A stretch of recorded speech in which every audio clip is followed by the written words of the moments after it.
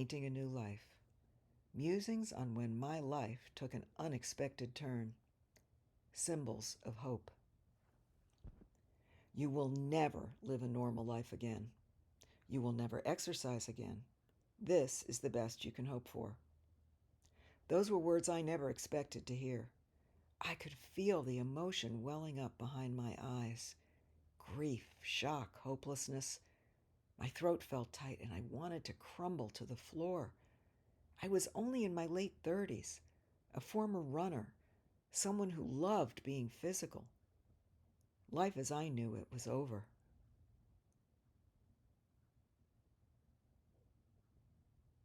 The doctor was one I trusted, someone I had turned to because he specialized in exactly what I was dealing with. After years of debilitation, I had emptied out my savings to attend a week-long healing retreat at the clinic he ran for people with chronic fatigue syndrome. It was a week of meetings with specialists and therapists, medical tests and nutrition consults, all of this with the intent of diagnosing and then teaching us how to live with our disease.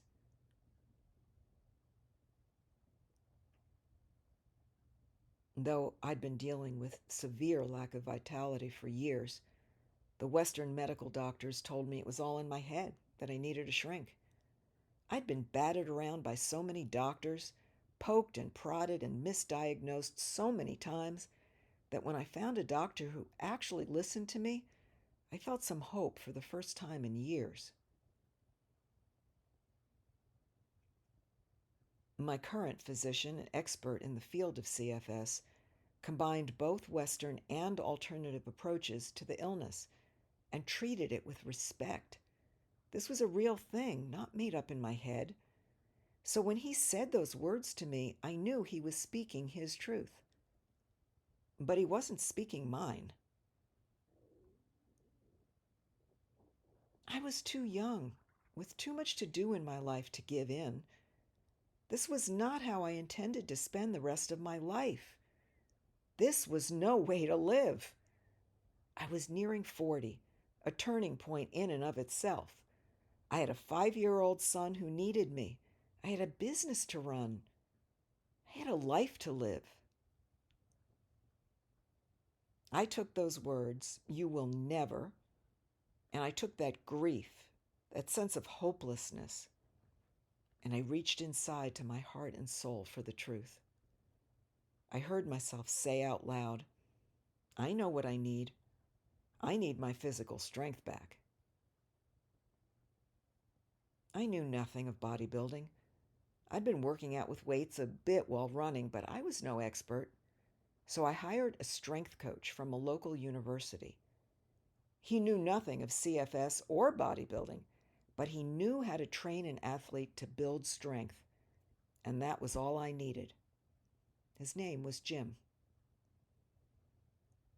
This was the early 1980s. CFS was still considered a fake diagnosis. There was very little out there in the way of help or information. I remember being in the studio where I had my business, just Jim and myself. It was our initial meeting. Jim asked me to get down and do a push-up.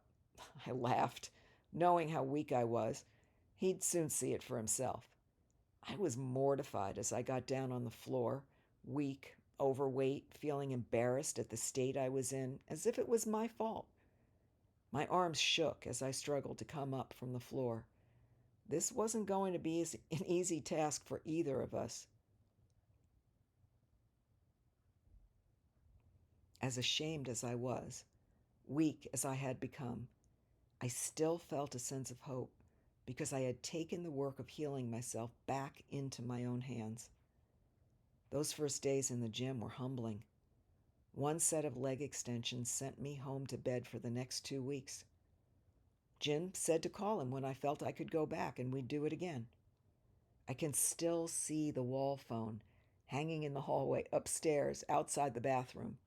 Legs shaking, I got myself out of bed and picked up the phone to call him. The fever had passed, and I was determined to try again. Week after week, month after month, we repeated this routine, both of us determined not to quit. Every time I put on my workout gear and slipped my hands into my gloves, I felt hope. The gym was a local one, populated by many individuals I knew from town, both male and female. They watched me over the months and little by little began coming to me with questions about how I was doing what I was doing. They saw that I was transforming and they wanted in. I found myself in the women's locker room, surrounded by women asking for advice on things well beyond training. They began to share their struggles with me and look to me for support and advice.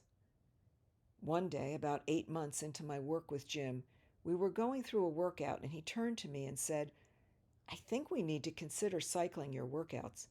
You've been training steadily for a while now with no break because you haven't gotten sick." And then I knew. Sitting on a bench, beneath the Smith machine, between sets of cable crossovers, I knew that my life was taking a turn. Turning to Jim, I said, "I know what I want to do with my life. I want to become a trainer. This has given me my life back, and I want to share the power of this with others." It all began with hope. Those gloves, that gym, the feel of the iron in my hands became symbols of hope to me. They held a magic that no doctor possessed. I still have my gloves, but somewhere along the way I lost the hope. Until yesterday. Years of continued illness, debilitation, anxiety, depression, and loss have brought me to my knees again. Without help from any medical doctor, I knew I needed my own medicine. I needed hope and belief in my own capacity to heal. Again. Yesterday, I took myself out on my first solo hike in the desert after more than a year. The day was clear and breezy, and the sun was bright in the sky. I put on my hiking shoes, dogs excitedly licking at my legs, thinking they were going along. But this was something I had to do on my own. It was no more than a 10-minute drive to the trail, one I'd been on countless times, so there was no reason for concern. I parked the car with a mixture of trepidation and resolve. I could do this. Nothing bad was going to happen. I could turn around at any point if I felt too weak. Within steps, I felt my energy surge, one foot in front of the other. The desert is my healing place, a place I had turned to many times over the years to come back after a relapse of the CFS. I felt a kinship with the thorny, rugged terrain and the vegetation out there.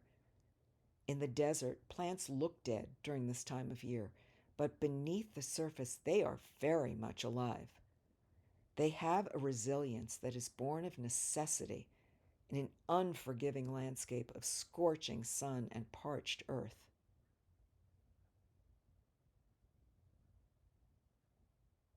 As I walked, my awareness turned to the plants around me.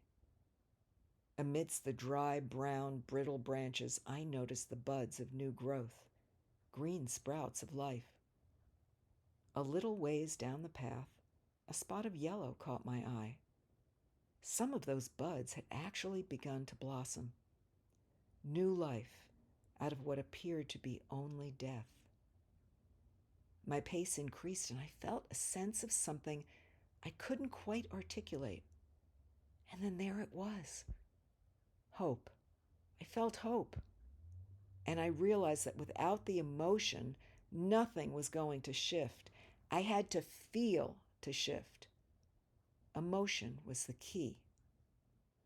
Hopelessness had become a way of life for me. It permeated my life so completely that I couldn't find myself anymore. Hopeless is not who I am. Connecting with the emotion of hope changed everything. I reclaimed my healing. I will have more setbacks, and I will not give up. I still have my gloves and my hiking boots. and I have hope. P.S. It's been a couple of years since I first wrote this. I've had many ups and downs with my health along the way. I'm not exaggerating when I say that things shift from one day to the next, and not always in a positive direction. But I've never given up that hope. I know who I am and what I'm capable of. I've shown myself repeatedly that this story's not over until I take my last breath. As I write these words, I'm in a physical state far from being able to put on my hiking boots and taking to the desert. But I know that one day I will. Even if that time lasts 5 minutes and then I have to come home again, I will hike again. And even if I can only lift a small amount of weight, I will lift something. Hope is the key that keeps me going through it all, and I refuse to let that die.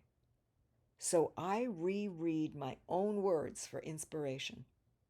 I turn to myself as my greatest role model because I've never let myself down yet. I keep going.